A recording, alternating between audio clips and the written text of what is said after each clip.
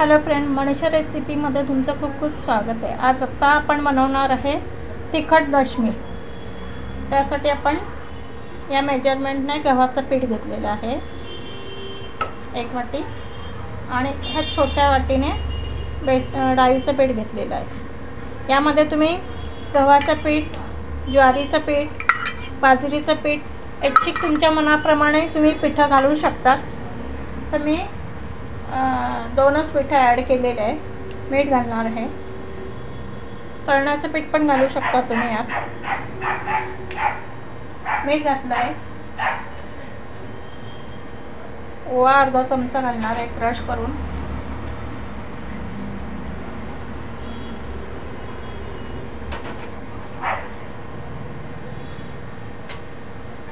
पाव चमचा जिरं,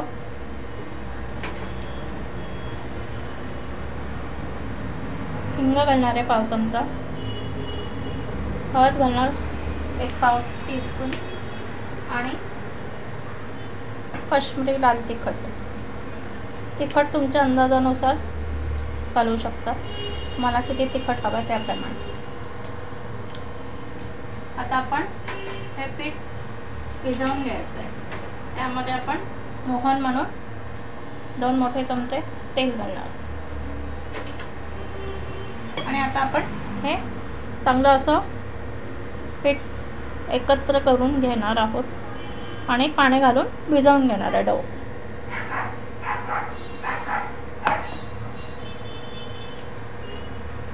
खूप घट्ट नाही आणि खूप पातळ नाही असा डो भिजवायचा आहे।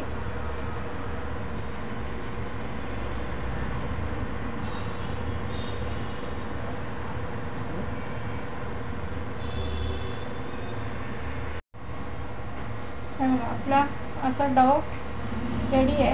खूप घट्ट नाही, पातळ नाही, असं मळून ठेवलेलं आहे। आता आपण त्याच्या दशम्या करूया।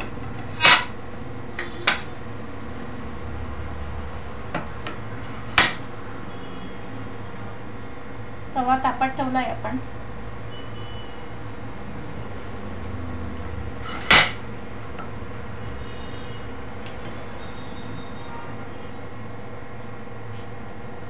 थोडंसं किंचित तांदळाचं पीठ घ्यायचं आहे लावायला, नाही घेतलं तरी चालेल। थोडंसं पीठ पोळीसाठी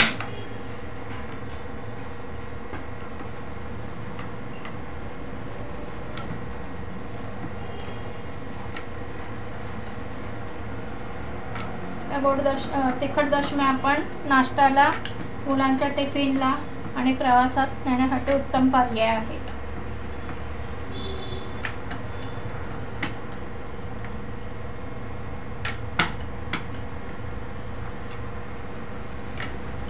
जाडसरच लाटायचे आहे। आपण तव्यावर तेल तापवून घेणार, थोडंसं तेल तापवून घेणार म्हणजे सगळीकडे पसरवून घेणार। त्यावर दशमी घालणार।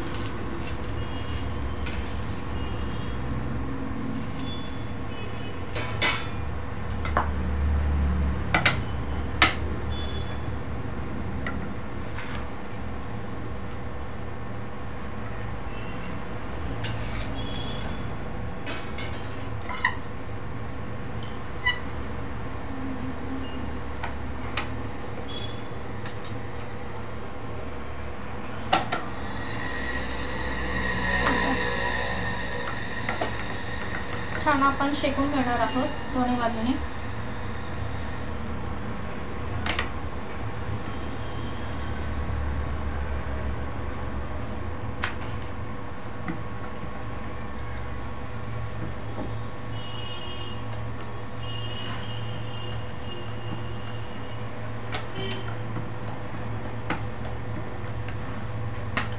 पोळी भाजीपासून एक चेंज म्हणून हा पर्याय छान आहे आपल्याला।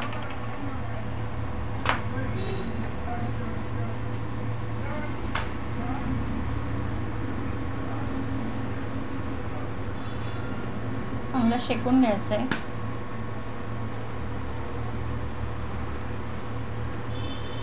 आणि आपण आता याला तेल लावून घेणार आहोत.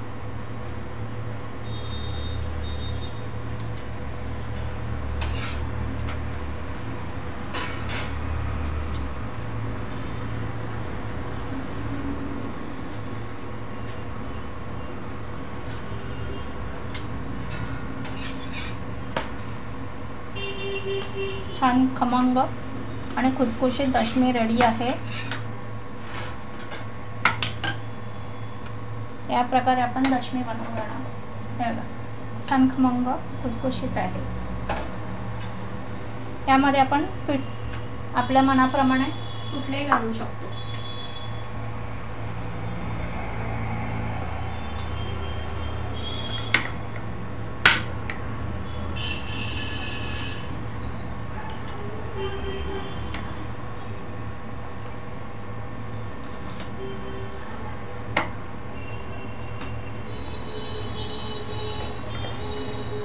भाजी करायचा कंटाळा आला तर ही दशमी चटणी, कैरीचं लोणचं हे असं आपण खाऊ शकतो उन्हाळ्यात किंवा इतर वेळेस.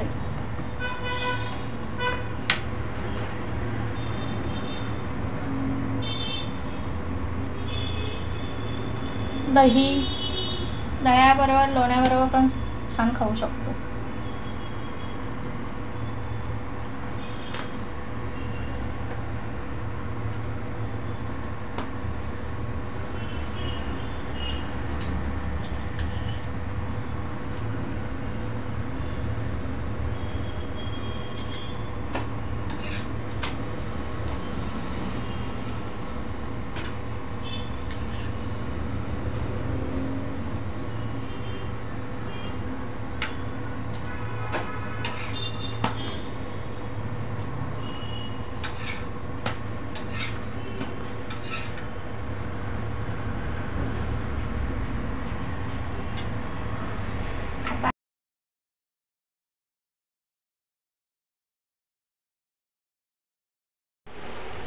आपल्या तिखट दशमी रेडी आहे.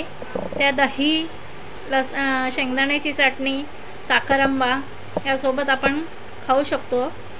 साखरंब्याची आणि कैरीच्या छुंदाची रेसिपी माझ्या ग्रुपवर आहे, तर तुम्ही हवी असल्यास ती चेक करा. अशीच नवीन रेसिपी घेऊन पुन्हा भेटूया.